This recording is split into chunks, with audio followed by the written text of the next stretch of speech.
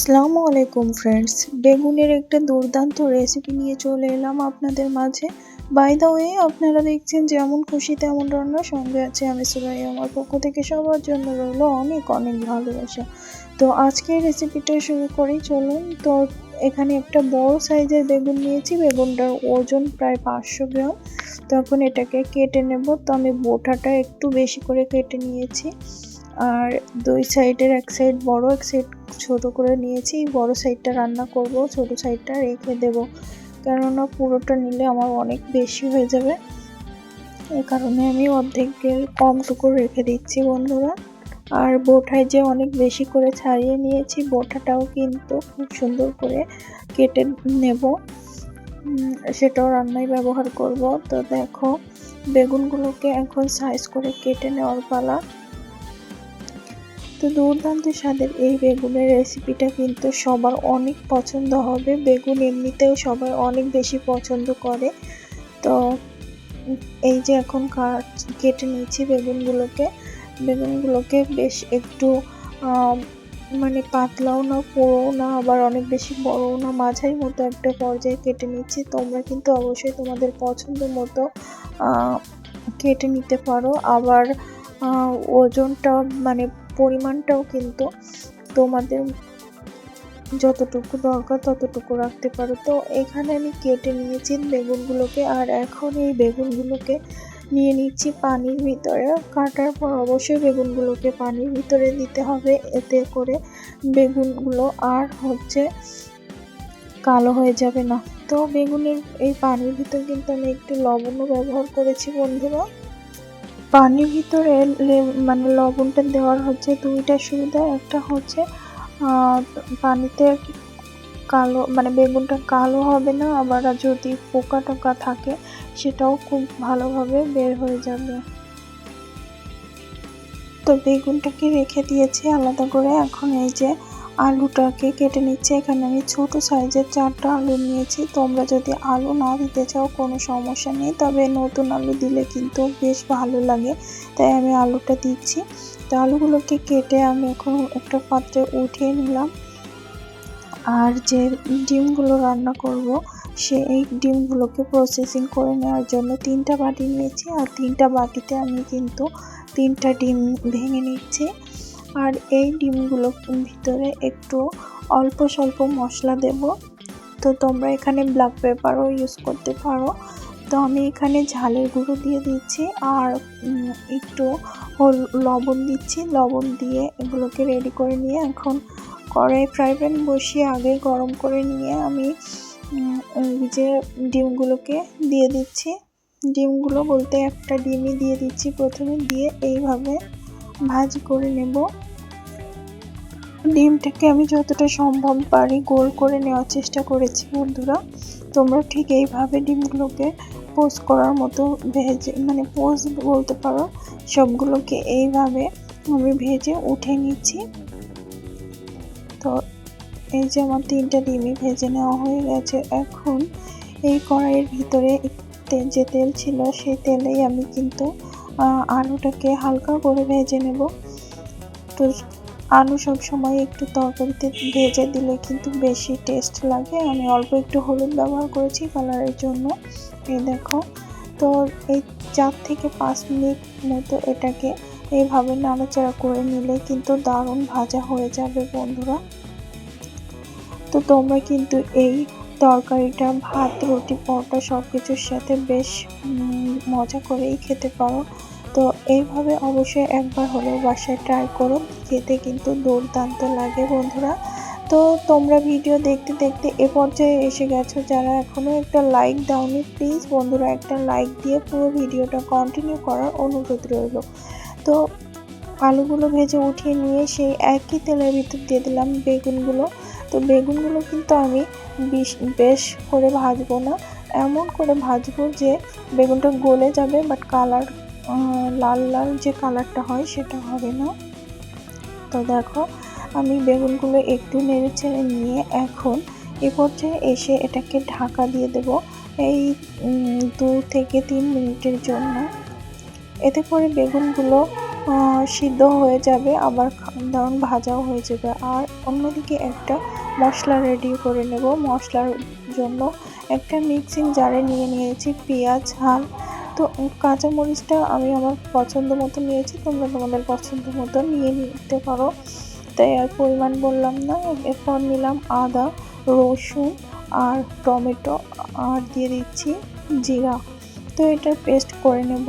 আর এদিকে কিন্তু আমার বেগুনটাও বেশ একটু নরম হয়ে এসেছে, দেখো। তো আমি কিন্তু এখানে গোটাগুলোও দিয়ে দিয়েছি বন্ধুরা, তোমরা নিশ্চয়ই বুঝতে পেরেছো। দিয়ে এখন একটু নেড়েচেড়ে নিচ্ছি।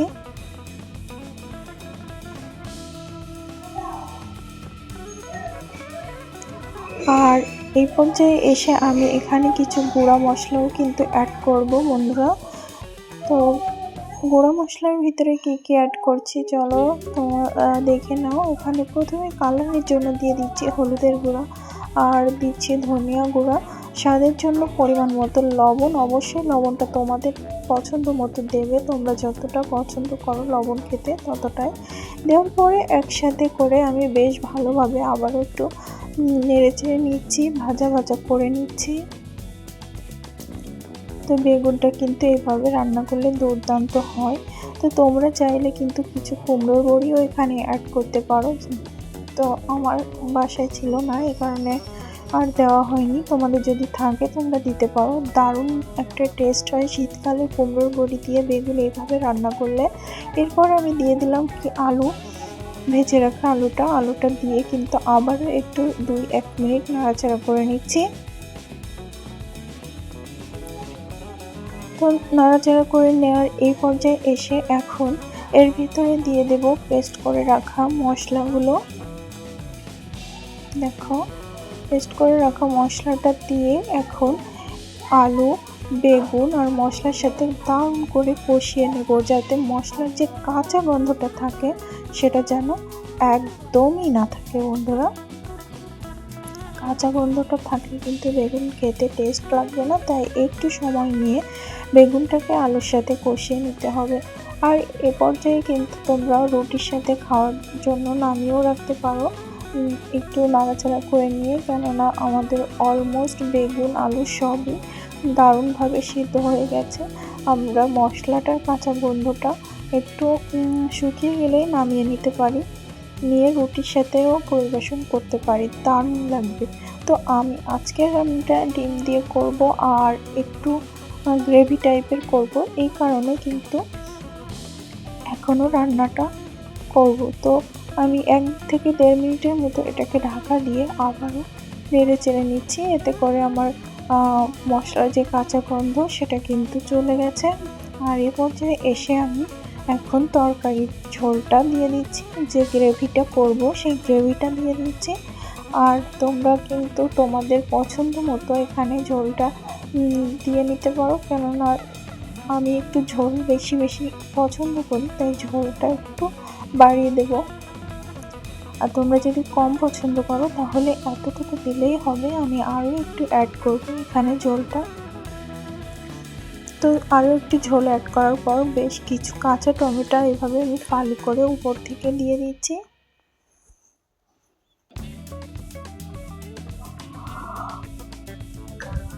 দেখতে কি দারুণ হয়েছে বন্ধুরা, দেখো। আর এর মধ্যে কিন্তু ঝোলটা বেশ ভালোভাবে ফুটে উঠেছে। ফুটে উঠলে আমি ডিমগুলোকে একে একে দিয়ে দিলাম।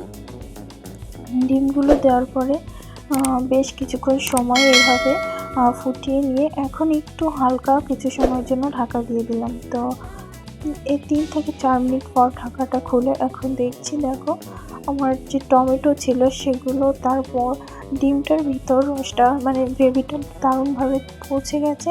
আর উপর থেকে আমি 1 চামচ মতো সরিষার তেলটা দিয়ে দিলাম, এতে করে তরকারির যে গ্রেভিটা দারুণ একটা ঝাঁঝালো ঘ্রাণ বের হবে, আর খেতেও কিন্তু দুর্দান্ত লাগবে। তো বন্ধুরা, আমার ভিডিওটি যদি তোমাদের ভালো লেগে থাকে তাহলে চ্যানেলটাকে সাবস্ক্রাইব করো, লাইক কমেন্ট শেয়ার করে আমার সাথে থেকো। তো দেখো, বেগুন আলু টমেটো সব কিছু কিন্তু পারফেক্টলি বয়েল হয়ে গেছে। আর আমি এ পর্যায়ে কিন্তু চুলার জালটা অফ করে দিয়েছি। দেওয়ার পর এখন এটাকে একটু নেড়েচেড়ে নিয়ে আমি ঢাকা দিয়ে রাখবো স্ট্যান্ডিং টাইমে। তো বেশ কিছু সময় পর ফিরে আসছি। দেখো বন্ধুরা, দেখতে যেমন লোভনীয় হয়েছে, খেতে মাশাআল্লাহ দুর্দান্ত হয়েছিল। তোমরা কিন্তু অবশ্যই এইভাবে বাসায় ট্রাই করো আর কমেন্ট করে জানিও তোমাদের রেসিপিটা কেমন হয়েছে। তো চলো এখন এগুলোকে পরিবেশন করে তোমাদের সাথে দেখাই।